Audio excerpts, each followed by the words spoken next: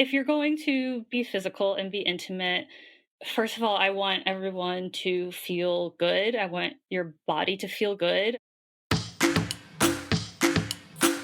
Welcome to our High Five mini-series, where we give you practical tips for how to do the pot. I'm your host, April Pride. What do you think about when you hear the word pleasure? Does the word itself please you, or does it invoke feelings of guilt and confusion? Much like cannabis has been stigmatized, pleasure has long been associated with shame. Perhaps cannabis can help us get over our puritanical beliefs around pleasure while also amplifying the pleasure we allow ourselves to enjoy. This week, our guest quite literally wrote the book on weed and pleasure. She is the author of Finding Your Higher Self, Your Guide to Cannabis for Self-Care. Sophie Saint Thomas writes for Playboy, GQ, Glamour, Allure, Vice, Harper's Bazaar. Online, you can find her biweekly column, Stoned Sex, at Mary Jane. Sophie shares with us practical tips for bringing more pleasure to your everyday.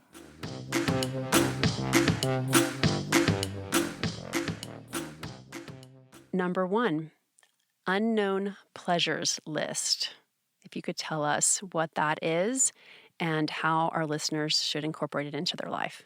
The idea of the unknown's pleasure list is that you write down anything that would give you pleasure and you would like to experience, but is still unknown to you. And then as soon as you accomplish it, you check it off because it's no longer unknown. It's basically a bucket list, but a nicer way of saying it. The thing about cannabis that ties back to the unknown pleasures list is that I find that it just lowers your inhibitions, like basically through calming you down and through your anxiety. And that can be a really, really amazing confidence boost. Number 2, pleasure for one, a solo excursion into pleasure. So I would just curate a romantic night like you're planning a dream date night with someone, but it's just for you. I think even people in relationships should really try to carve out time for a night in because the way cannabis enhances masturbation is just incredible. Maybe you just want to relax a little bit and lean into the CBD. If you apply CBD topically through a suppository or the many massage oils or CBD lubes, you can lower inflammation, fight dryness, and increase the blood flow while decreasing pain. THC, which will enhance your senses and just make everything feel more powerful. Solo pleasure for me would be coming home, smoking a little bit to take the edge off. I'm a big edible fan, so maybe having a low dose of edibles. I find that of all the consumption methods, that edibles affect my body the most. So that takes us to number 3, pain and pleasure. If you have a nice bathtub, I just can't recommend a CBD or a cannabis bath enough. You can get everything from menstrual cramps to lower back pain to, if you're at a computer all day, neck pain and wrist pain, and just soak and get comfortable. Suppositories can be great for handling pain, like menstrual cramps. If you put one in and then just like lie down, it will knock them right out. And if you're dealing with any menopausal pain or dryness, it does the same thing, whether it's vaginal stimulation or anal stimulation. Cannabis and CBD in particular is really, really cool because it eases pain without numbing you out. So let's get into number 4, which is pleasure for two. Whether it's a friends with benefits or someone you've been married to for 20 years, the sex is going to be better if you're feeling close with that other person.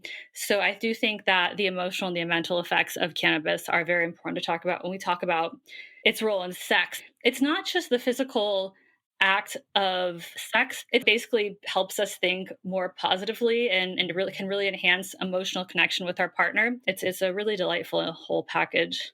Be really empathetic and understanding and willing to be different than your partner and be willing to know that that's okay. If you smoke a joint and you're set for the night, that doesn't mean that your partner has to. They might prefer an edible. They might even not really like THC, but can get into CBD lube, and just be good with their glass of wine. I would really say the best thing everyone can do is get to know themselves, get to know their bodies, get to know how they react to cannabis and CBD and THC, make it fun as long as you two are in sync, like as long as you both are doing what works for you and being loving of that, then I think anything goes. So number 5 is always my favorite because this is when we get down to the nitty-gritty, like how to do the pot for pleasure. I really don't think there's a one size fits all method. I think, like, for instance, I'm kind of a naturally really energetic and like anxious person. So I do a lot better with something very grounding, something very relaxing, just to help me get in the mood. Whereas someone else might, have problems feeling lethargic or like they're not really up for sex or like their sex drive is a little bit low and they might benefit from something, maybe with a little more THC that's activating and that hits immediately, like an inhalation method. I love cannabis baths because it's one of the best ways to use a topical on your entire body. Vapes are always really, really handy because they don't smell like flower does. My personal, like, Sophie Saint Thomas favorite is edibles for sex. I just love them so much. I would start small. Edibles take anywhere from 45 minutes to 2 hours to kick in. And I find for me, in addition to the enhanced, like, my orgasms are stronger and I feel more connected to my partner.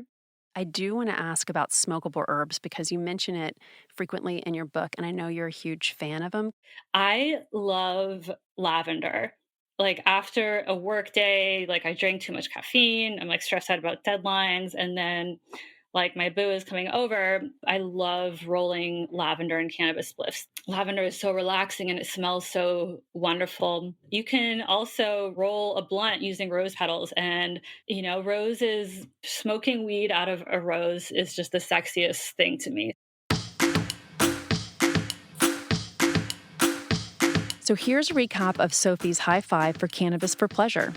Number 1, the unknown pleasures list. Write out your desired pleasures. Once you've tried them and they're no longer unknown, check them off your list. Number 2, solo pleasure. Find that thing that best relaxes you or makes you feel good. Number 3, pain and pleasure. Explore ways to turn the pain into pleasure using cannabis. Number 4, pleasure for 2. Getting in sync with your partner and finding what works for both of you. Number 5, how to do the pot for pleasure. A bath, edibles, or your favorite way to smoke. It's all about what you like most, what pleases you. Share with us something that you may be thinking of adding to your unknown pleasures list.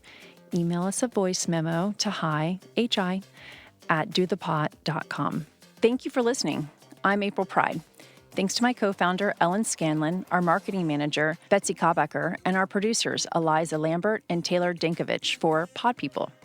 If you like the show, please share it with someone, rate and review us on Apple Podcasts, and visit dothepot.com to find out more about our guests and more high five tips. You can find me on Instagram @April Pride.